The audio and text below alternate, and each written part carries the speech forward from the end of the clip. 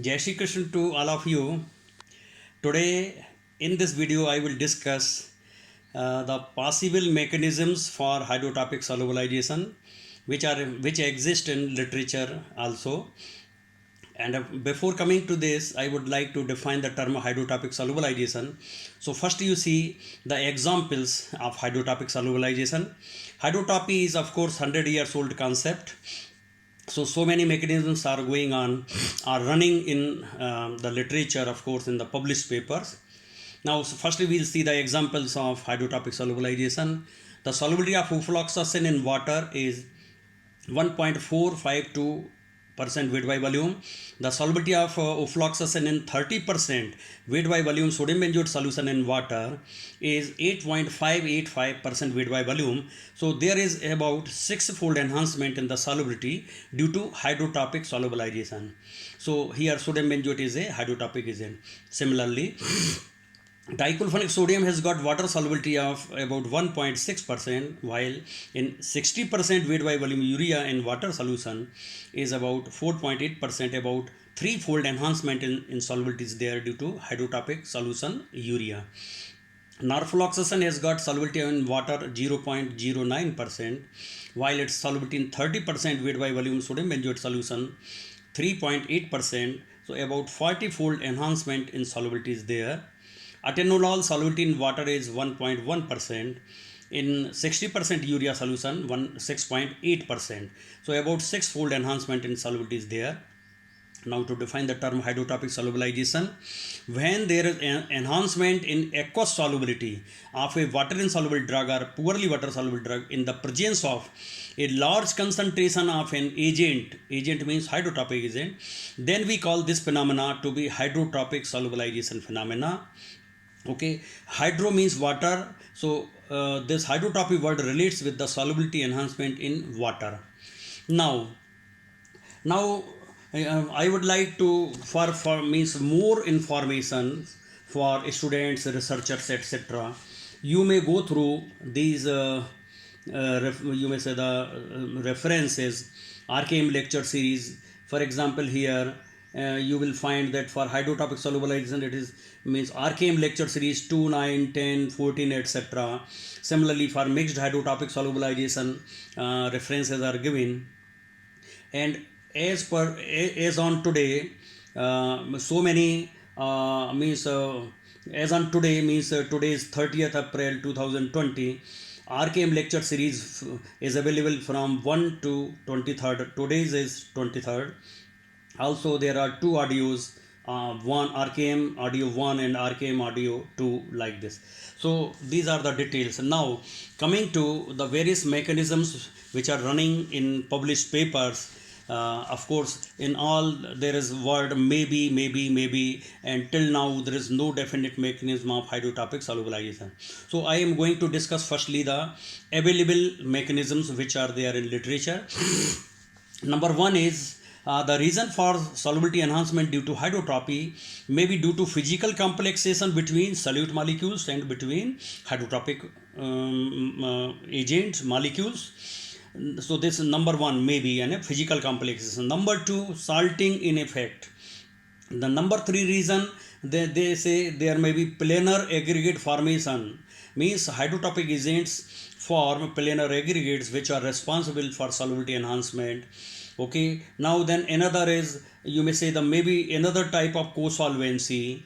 The reason for solubility enhancement, another type of co-solvency. And in the last it is said that till now there is no definite mechanism of hydrotopic solubilization. I would like to tell you nearly definite mechanism as proposed by as from my opinion. The reason for solubility enhancement is due to the solvent character of solids.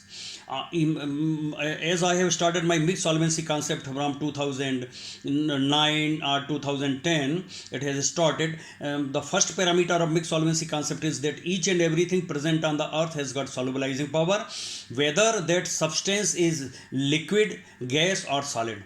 Solids also have got solubilizing power. So here I will give the example how I can say that what is the mechanism of hydrotopic solubilization. You see, if we take the example of camphor tincture, The solubility of camphor in water is very limited, very poor solubility is there. The solubility of camphor is very high in ethanol. We make the tincture of camphor in ethanol. A high concentration of ethanol is used for making camphor tincture. So what happens here? This is a type of co-solvency, that ethanol has got more solubility of camphor, water has got less solubility. So if ethanol comes in water, so there is enhancement in the solubility due to co-solvency. Why there is it happens like this? Because there is hydrogen bonding weak van der Waals forces between the ethanol molecules and of course the camphor molecules, so there is enhancement in the solubility. So it is a type of co-solvency.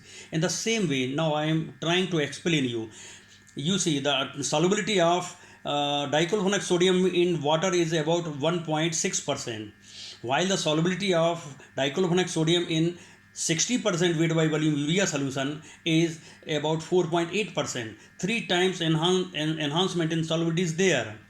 So now you see what I have checked. I have taken urea, I have melted it. Its melting point is 132 degrees centigrade. So melted urea at 132 degrees centigrade, when it is clear colorless liquid, it is very good solvent for dichloromethane sodium. Dichloromethane sodium has got melting point up to 83 degrees centigrade. Here the temperature of melted urea is 132. So don't think that dichloromethane sodium has melted. There is very large difference in the melting points of the two. This means dichloromethane sodium is going in solution in melted urea. So now you may say melted urea is very good solvent for dichloromethane sodium. Now what you are doing, you are making a hydrotrophic solution in water, that of urea. So actually what actually you are doing is that suppose you are mixing melted urea in water and the solubility of dichloromethane sodium is being increased due to hydrogen bonding weak van der Waals forces between the urea molecules and dichloromethane sodium molecules. So this is the reason for solubility enhancement, means the hydrogen bonding weak van der Waals forces between the hydrotrophic agent molecules and between the solute molecules. So in this way you may explain that there is enhancement in the solubility. So this may be the reason for solubility enhancement due to hydrotrophic solubilization. You see why so many water insoluble drugs, they are having good solubility in a hydrotrophic solution of sodium benzoate. Sodium benzoate has got a benzene ring and CONA. CONA is polar, and benzene, due to benzene ring, is that of non-polar nature. Okay, when you make a concentrated solution of sodium benzoate in water, what happens? This, due to benzene ring, you are providing non-polar environment to the solute. Since your drug is water insoluble, means it is non-polar. So non-polar solubility, the non-polar materials will be dissolved in non-polar environment. So this sodium benzoate solution furnaces, because of benzene structure, it gives a non-polar environment, and there is weak van der Waals forces between, you may say, the sodium benzoate molecules and the molecules of water insoluble drug. So in this way, a large number of poorly water soluble drugs, their solubility is enhanced in hydrotrophic solution of sodium benzoate. So this is the only reason, means solids also have got solubilizing power. Now what you can do, as I have given you so many references, please you see these for further details. So many things can be done by hydrotrophic solubilization, and of course I think this is the suitable mechanism by which we can explain the word hydrotrophic solubilization. Okay, so if you have any question, please ask, and please share it to others. Of course, so this is hydrotrophic solubilization. Okay, just like this, something more I want to tell, because still I have got some more time, 1-2 minutes more for making audio. You see, suppose whether you are taking sodium benzoate in solid form and you are dissolving in water, you may think that suppose you have melted sodium benzoate and it is good solvent for your drug, and you are adding that thing in water. Okay, so you are adding a type of co-solvent. So means saying this, that hydrotrophic solubilization is another type of co-solvency, is the best out of all these mechanisms which are being explained in published paper.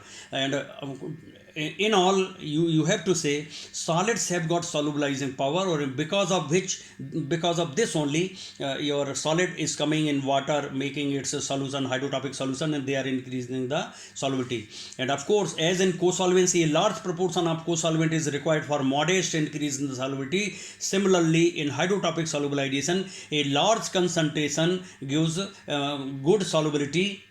More is the concentration of hydrotropic agent, more is the solubility achieved. Okay, any questions if you have, please ask. Jai Shri Krishna.